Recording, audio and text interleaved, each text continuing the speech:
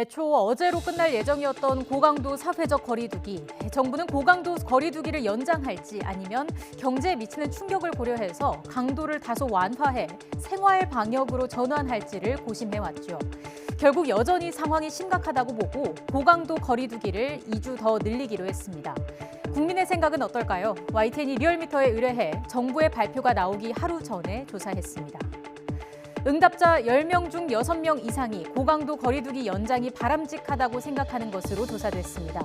생활 방역으로 완화해야 한다는 응답은 31.8%로 집계됐습니다. 모른다거나 답하지 않은 경우는 6.6%였습니다. 정치 성향과 관계없이 고강도 거리두기 연장에 찬성하는 응답이 우세했습니다. 약간의 정도 차이는 있었습니다.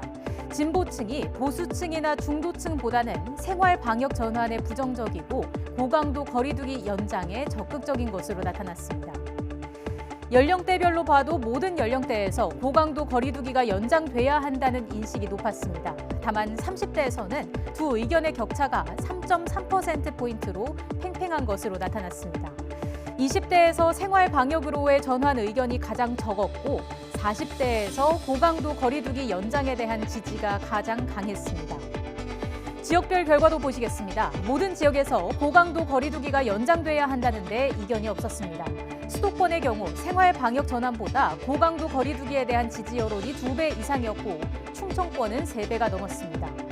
부울경, PK 지역의 경우도 고강도 거리두기 연장을 택한 응답률이 높았지만 생활 방역으로의 전환을 요구하는 목소리도 약 40%로 적지 않았습니다. 가장 많은 확진자가 발생한 대구, 경북, TK 지역의 경우에도 31대 63으로 고강도 거리두기 연장을 촉구한 응답자가 생활 방역 전환을 택한 응답자의 2배였습니다. 호남의 경우도 크게 다르지 않았습니다. 이번 여론조사는 YTN이 리얼미터에 의뢰해 지난 3일 전국 만 18세 이상 남녀 500명을 대상으로 진행됐으며 표본 오차는 95% 신뢰 수준에 플러스 마이너스 4.4%포인트입니다. 자세한 내용은 리얼미터 홈페이지에서 확인하실 수 있습니다.